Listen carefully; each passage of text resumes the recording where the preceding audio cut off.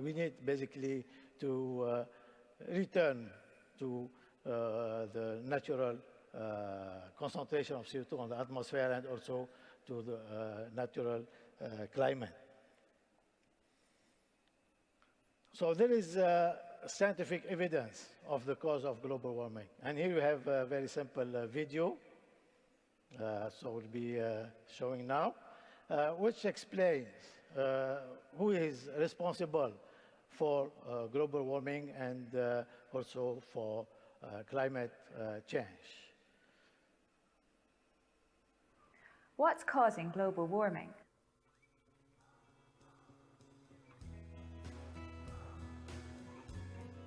It's not the sun, which hasn't changed much since 1850. It's not volcanoes, which cool the Earth for a year or two when they erupt. It's not aerosols. These tiny particles and gases in pollution reduce warming as they cause clouds to reflect more of the sun's energy back to space.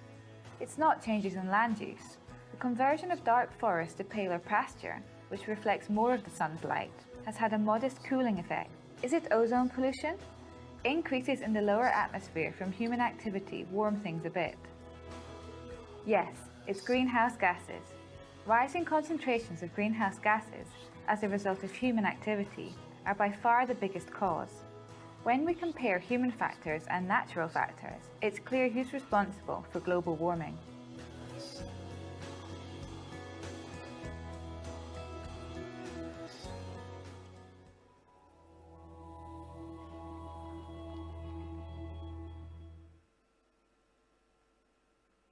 So it's very clear that greenhouse gases, they are the responsible, I think, for global warming. And if some people still deny this, I think they are in denial, basically.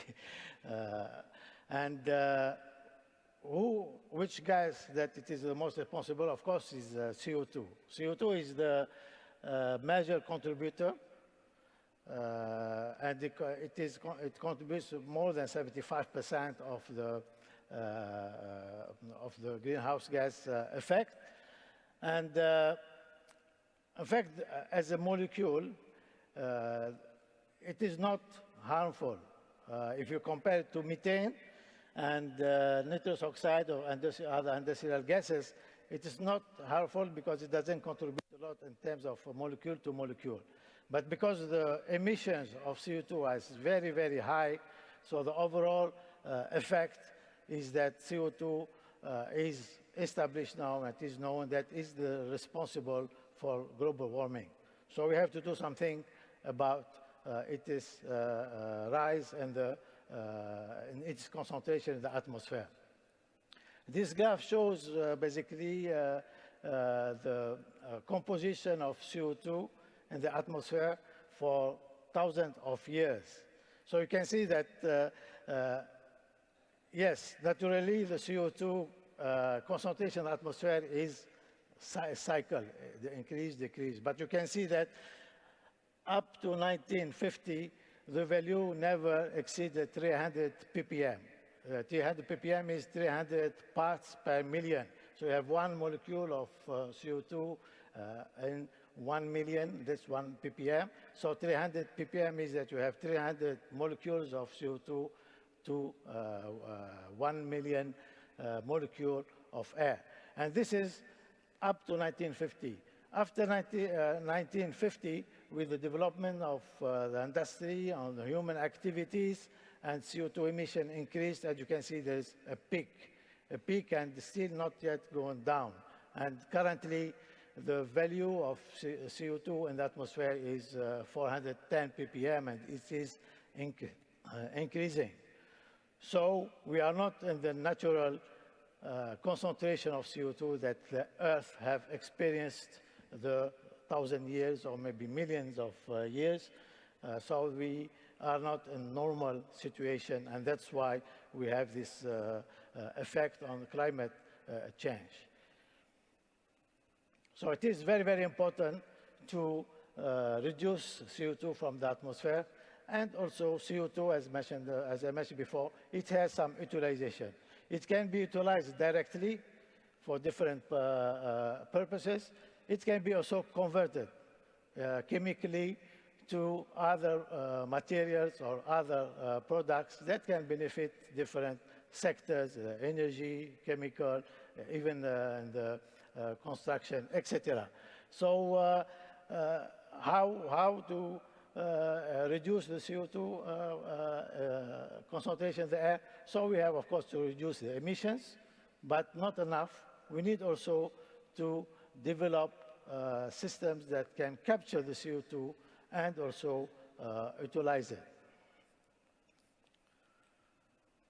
So even if we replace 100% of our energy to renewable energy, which I don't think will happen in the next decade or 2 decades, it will, we still continue to using fossil fuels. Oil and gas industry, they're still investing in exploration more than on renewable energy. I think it's a small fraction going for renewable energy or CCUS.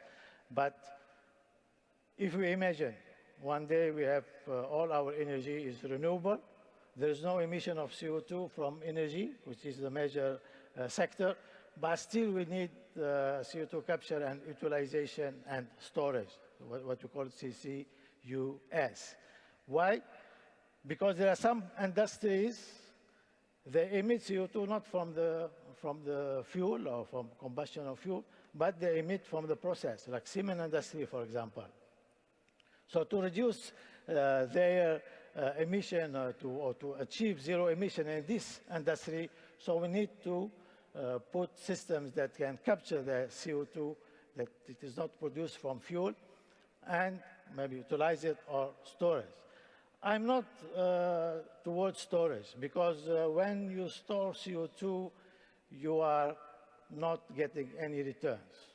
It's very expensive, and then you capture it. The capture needs money, needs cost, and you store it. The transport is a cost, the storage is a cost, so it is not really a long-term solution. The long-term solution, in my opinion, is that we have CO2 capture and utilize it. Utilize it as it is, like in the enhanced oil recovery, for example, or utilize it, transform it to useful fuels or chemicals. So that's very, very important. And many governments are starting worldwide to invest in CCUS, and especially in CO2 capture and utilization. And recently, end of the last year, the Danish government, for example, putting 2.2 billion euros to develop CCUS processes in the country. So it's an area that it is moving, and it is a future area. Because I can see that CO2 capture and utilization, of course, we are looking to save the Earth from the effect of climate change. But if you remember a few months ago, NASA, the mission on Mars, they were successful to capture CO2 from the atmosphere of Mars and convert it to oxygen. Of course, that process here on the Earth is not useful because oxygen is available. But in Earth and Mars, it is very, very expensive to get oxygen. So by working on CO2 capture and utilization, of course, we are saving life on Earth, but we can create also life on other planets in the future. So it is something that it will last, this area of research. So what are the advantages of CCUS? Basically, is that it can retrofit to existing plants. So as I said, the transition now to renewable energy is still very, very slow. So we will have still plant working on fossil fuel, and they can produce CO2, emit CO2 for the next decades. You know, in India, for example, India decided to shift the date, I think, of the target to 2070. So we have another, 40 years or 40 for to develop technology that can help us to reduce the emission of CO2 from power plants by using the CO2. So that's one thing. And also, with CCUS, we can tackle emission in sectors that they don't have other choices. Sectors that emit CO2 from the process, not from fuel, like in cement or in the steel industry. So these sectors need to use CCUS. But one of the big advantage, in fact, of CCUS is that it's maybe the only technologies that have the potential to capture CO2 from air, what we call the DEC, direct air capture. And currently there are demonstration plants everywhere, and the latest one capturing over 4,000 tons of CO2 per year in Iceland, and it is stored. This is a storage again. And currently there's a 1 million ton CO2 per year capture capacity is being developed in the US, and it is estimated that the scale up to 85 million tons of CO2 per year in 2030 and 980 million tons per year by 2050. So there's a big potential there in terms of developing new technologies to capture CO2 from air. And this is the only technology that can do that, because as I said just now, even we replace all our energy by using renewable energy, we still have 400 ppm in the air, which is not normal. So we have to reduce that, and only with CCUS or capturing CO2 from the air that it is possible.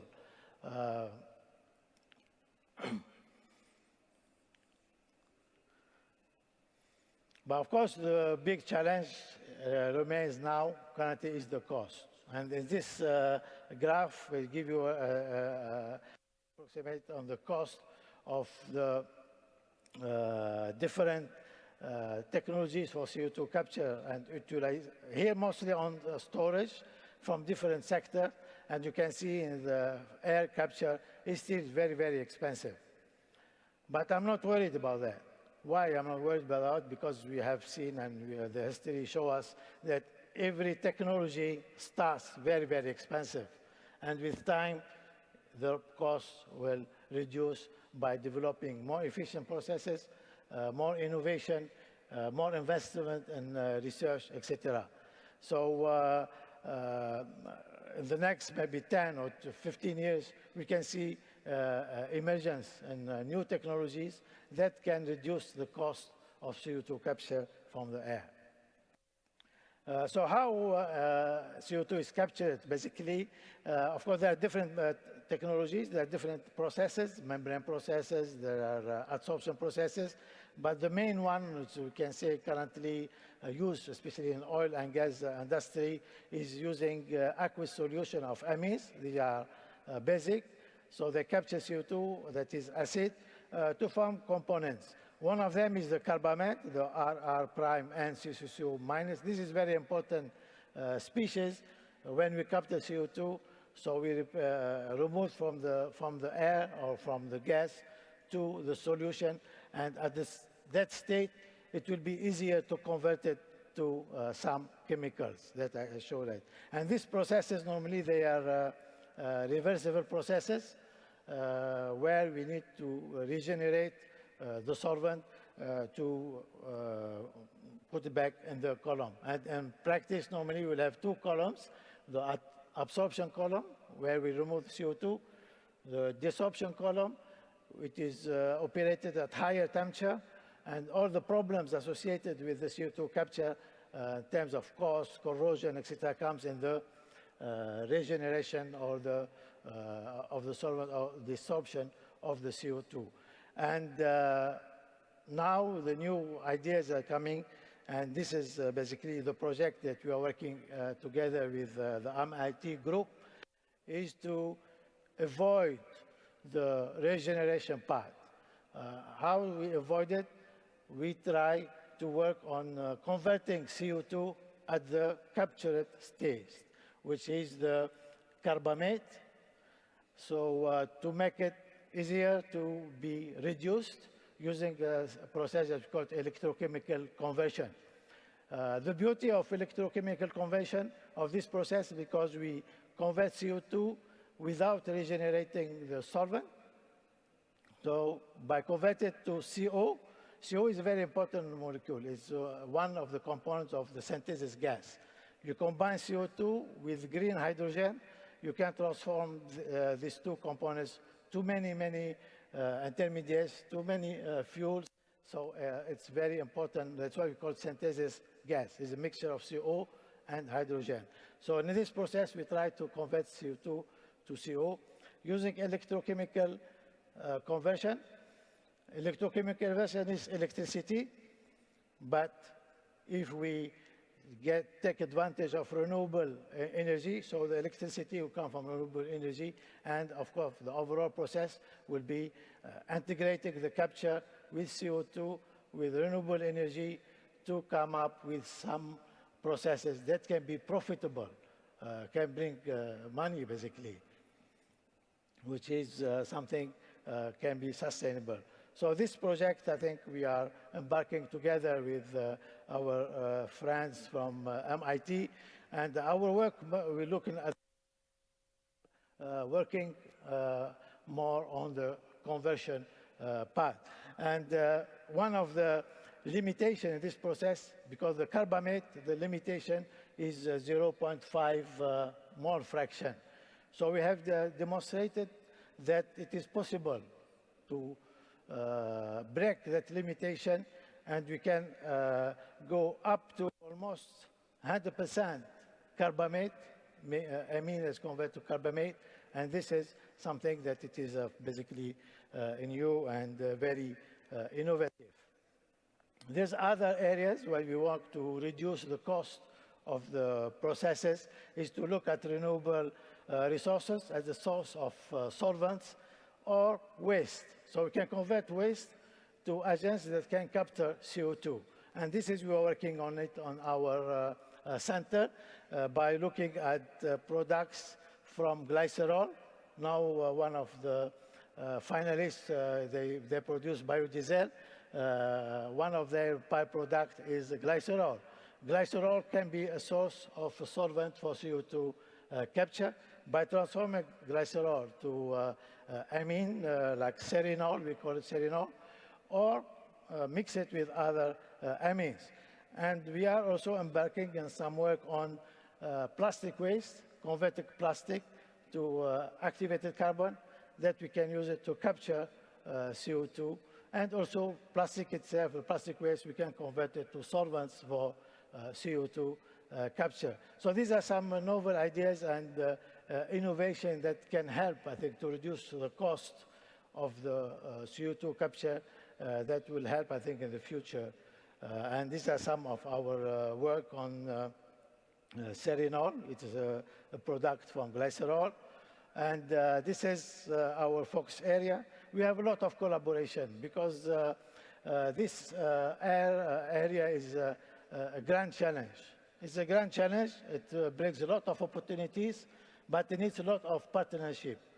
One team, one person, one university cannot solve this issue on climate, and especially on reducing CO2. So that's why we have a lot of collaboration working with the University of Malaya, with UNIMEP, UCSI, MIT, of course, University of Indonesia, collaboration with United Arab Emirates University, and we are, with the help of Sunway University, supporting us to establish this network, which is the Euro-Asia Carbon Dioxide Capture and Utilization Network, because we believe without collaboration, without partnership, and we are hoping to bring on board other stakeholders like industry, etc. Now we have only academicians, but academicians need also interaction with industry to also guide us, to support, and also to solve problems that are real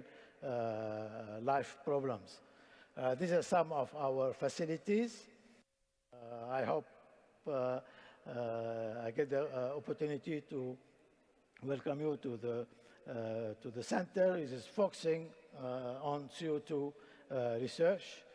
And to conclude, of course, we need a diverse plan to tackle climate change, with CCUS being one of the main pillars. CCUS costs need to be reduced dramatically by focusing on innovative processes, integrating CO2 capture with its utilization, and capitalizing on renewable energy to reduce costs. So in the next 10 to 15 years, we shall experience a surge in innovative technology facilitating the deployment of CCUS at a large scale. And finally, in my opinion, achieving a carbon neutrality is possible. But of course, we need political and societal will to accelerate the transition. And government, of course, need to create the favorable policy environment, facilitate the development and the deployment of the CCUS, increase investment in R&D innovation, and particularly in CCU technologies, is still very, very low compared, for example, investment for exploration for new sources of oil, etc. Development of CCUS business models to attract investment. All stakeholders, including the private sector, should play a role. And Sunway Group is showing that by setting the carbon pricing strategy. And I'm very happy because when I wrote the strategy, CCUS is not forgotten.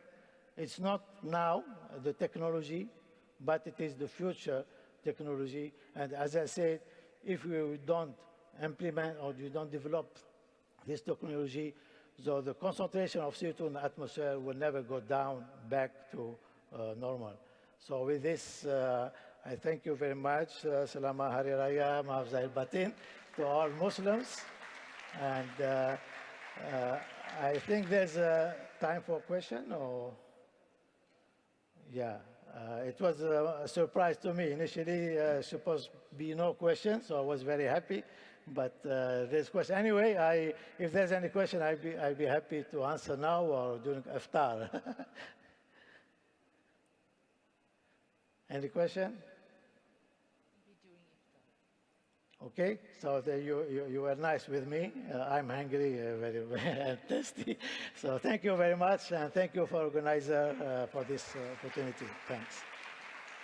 Thank you very much, Professor Khairuddin, for giving us that lesson in chemical engineering for CO2 capture.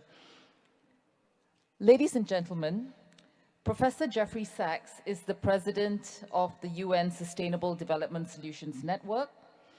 And although he could not be with us today, he wanted very much to be a part of this important event for SDSN Malaysia. And he had the opportunity to view the rehearsal recordings of all the 9 presentations. And we would like to share with you now a recorded message by Professor Sachs with his comments on the National Solutions Forum.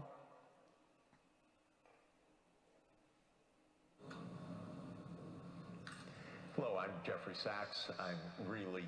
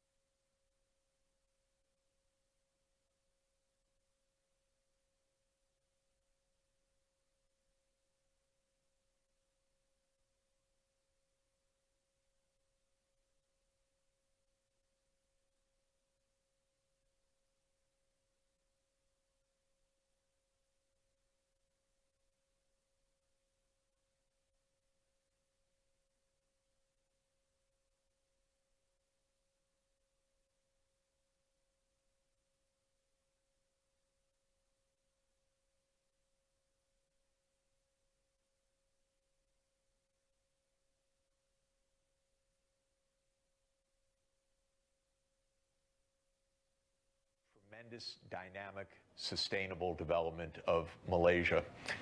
I've been visiting Malaysia for 37 years now. It's a joy and an honor now also to have the Jeffrey Sachs Center at Sunway University, a real institutional home and a personal home for me to be part of this country's remarkable development. I want to congratulate also the government leaders that are here for your guidance and promotion of sustainable development in Malaysia. Malaysia's making great breakthroughs and with many, many more to come in all of the crucial areas of sustainable development transformation. So today at the National Solutions Forum, we really can celebrate. We can celebrate the government leadership. We can celebrate the remarkable commitment of the Sunway Group. We can celebrate the action and commitment and ingenuity of civil society, NGOs, and many others. We can see the social inclusion that will help bring all of Malaysia together in the progress ahead. And for me, it's just a profound honor to be able to say thank you to all of you for the great leadership and to know that you have all of the support that the Jeffrey Sachs Center at Sunway University can offer, and in my role as president of the United Nations Sustainable Development Solutions Network, I can't wait to champion your projects worldwide to say, look at the great things happening in Malaysia. Let's make sure they happen all over the world. Thank you so much for letting me join you today, and congratulations.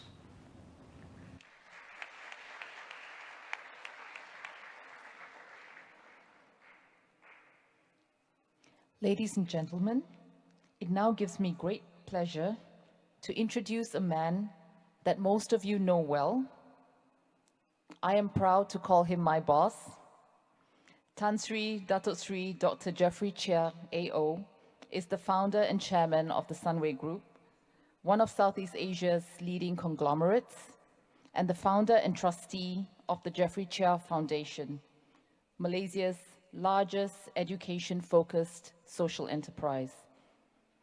Through the foundation, Tan Sri has gifted $20 million to the United Nations Sustainable Development Solutions Network to establish the Jeffrey Sachs Center on Sustainable Development at Sunway University and the Asia headquarters of the United Nations Sustainable Development Solutions Network, also at Sunway University.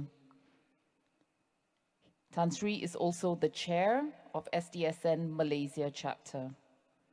And he is also one of the 4 co-chairs driving Mission 4.7, a global initiative that aims to mandate governments worldwide to include a sustainability curriculum in all schools from kindergarten to high school levels.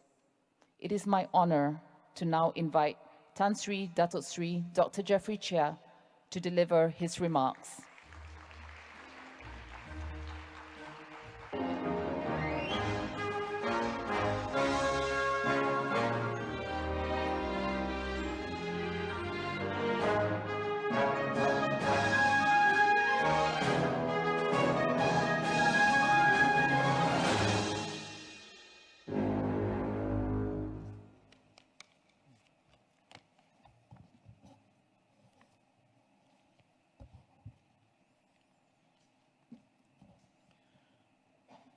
Our esteemed panel of judges, distinguished guests, ladies and gentlemen, a very good evening to all of you.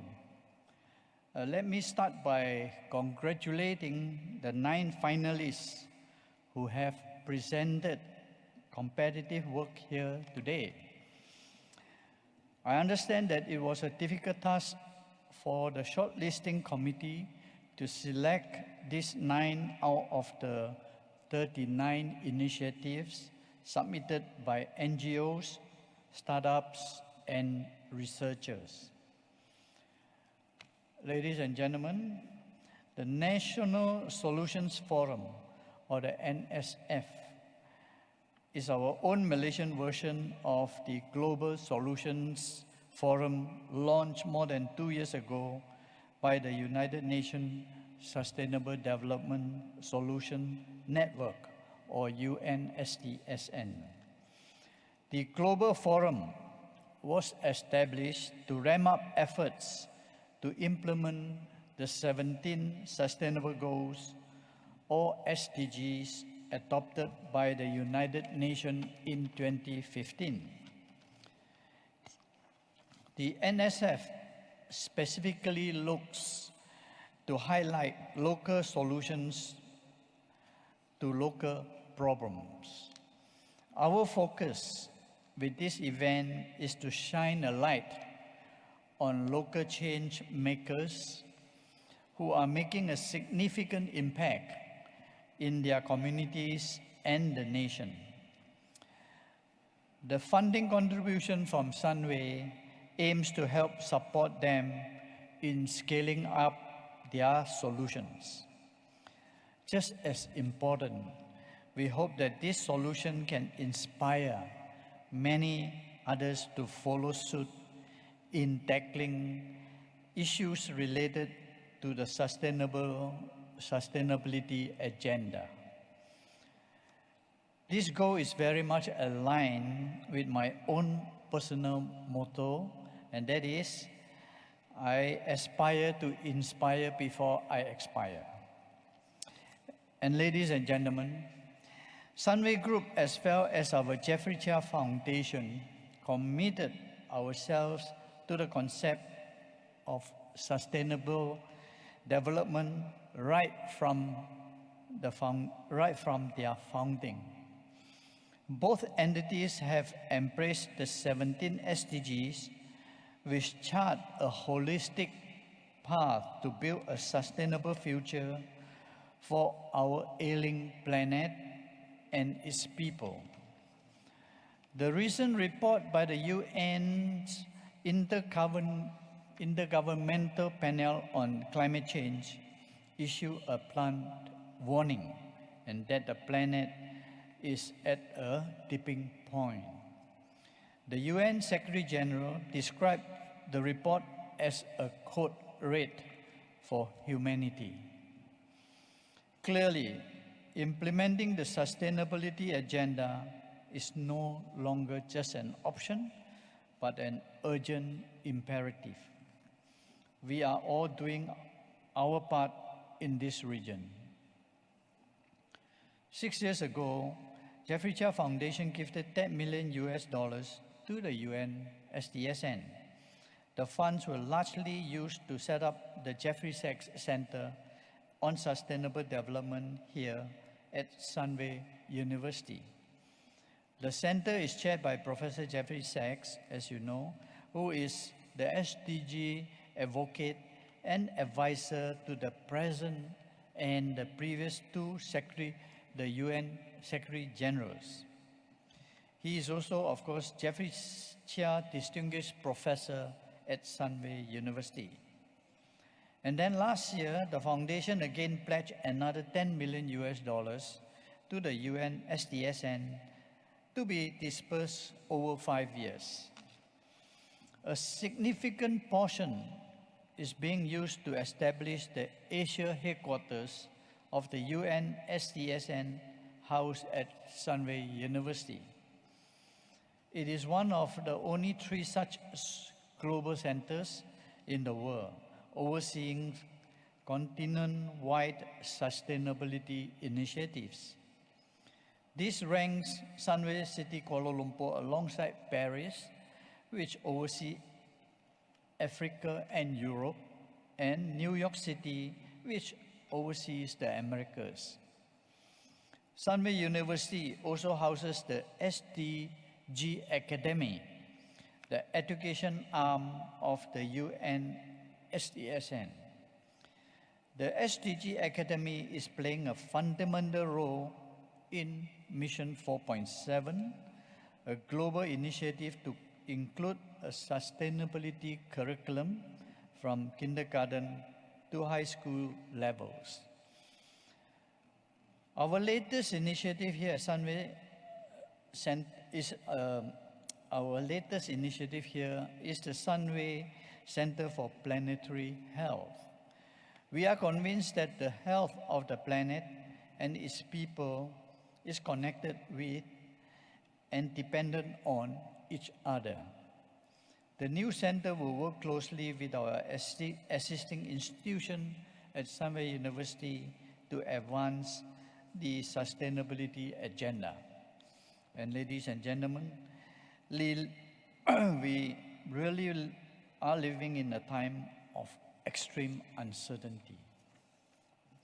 Even as Malaysia and the world transition into the endemic phase, COVID-19 continues to greatly impact lives and livelihoods across the globe.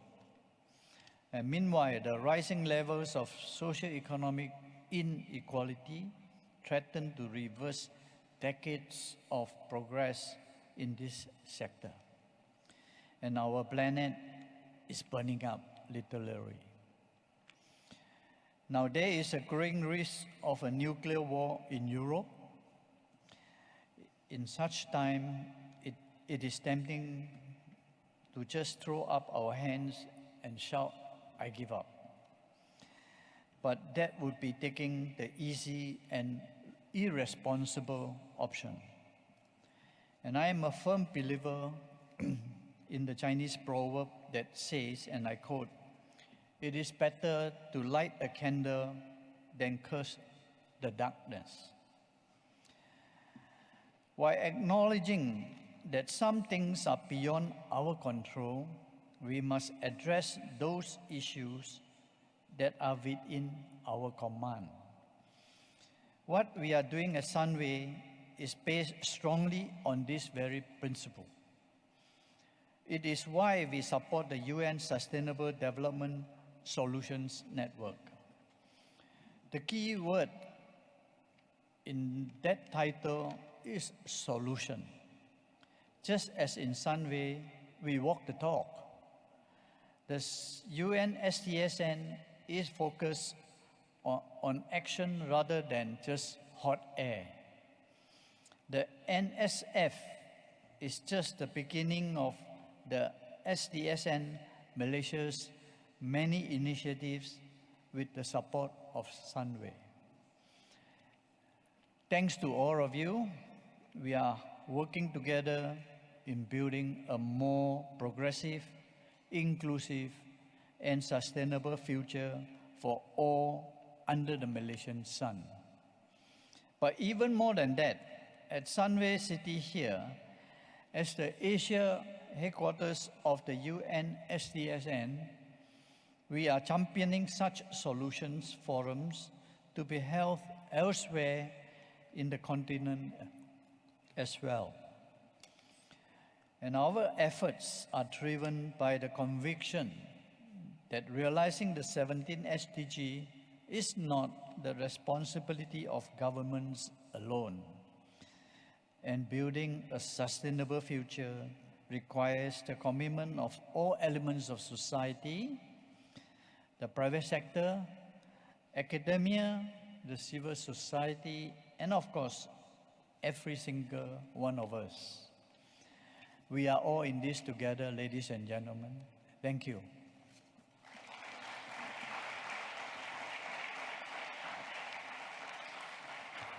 Thank you very much, Tan Sri Jeffrey, for those inspiring words. Could I please request that you remain on stage as a show of our appreciation to our wonderful panel of judges this afternoon who had the difficult task of deciding on the best among the 9 fascinating solutions.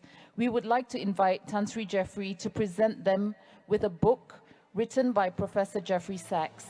May I please invite Tan Sri Wahid Omar.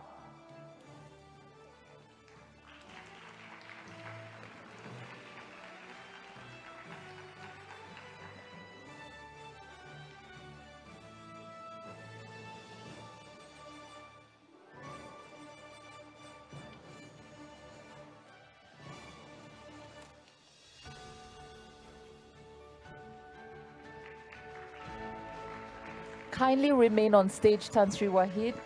May I invite Datuk Dr. Zunika Mohamad?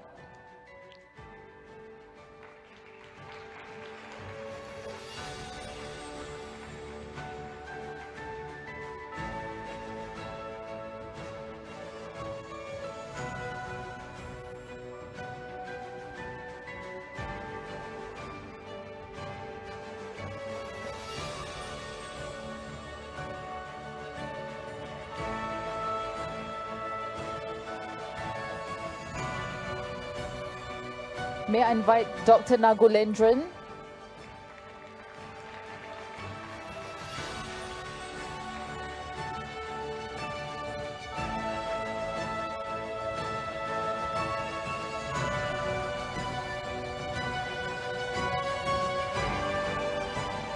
And finally, Puan Rafiza Ghazali.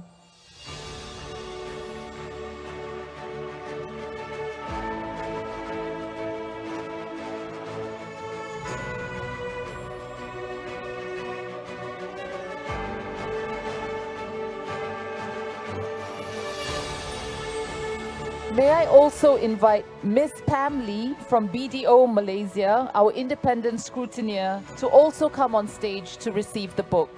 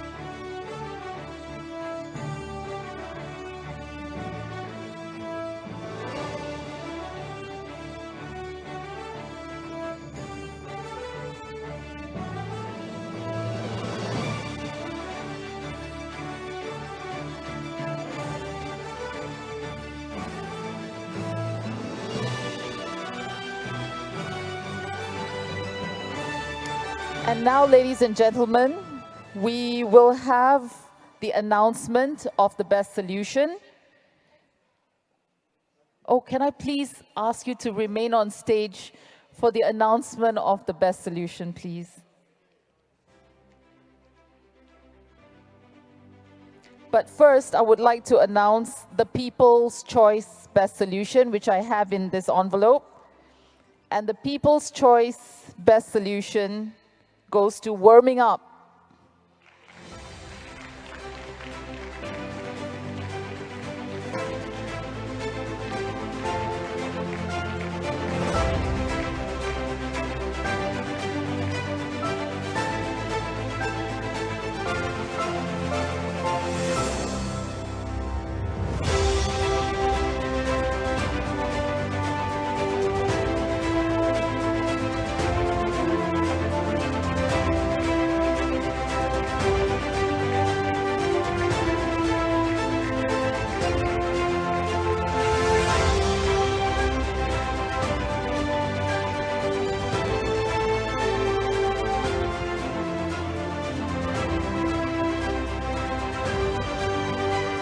And now, the best solution.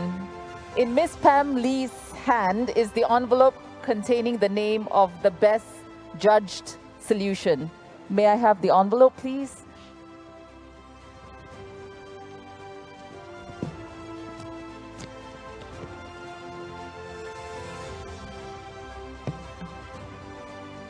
And the top solution is powered by Rise.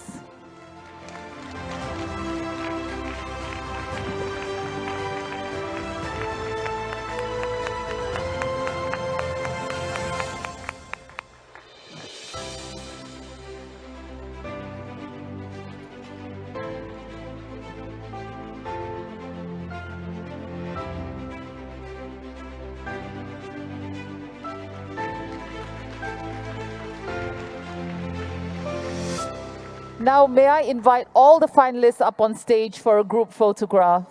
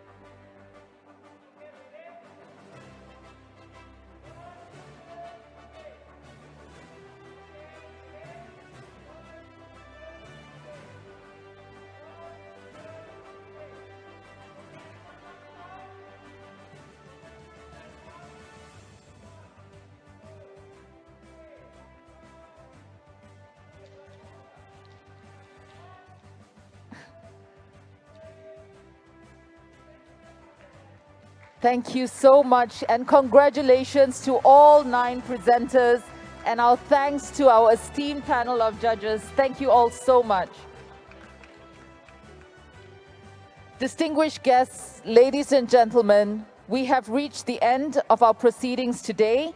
We hope the event was beneficial for you, and I would like to invite all of you to the breaking of fast or buka puasa to conclude our event. My Sunway colleagues will be on hand to usher you to your seats. And may I also inform you that the surau is located on level 10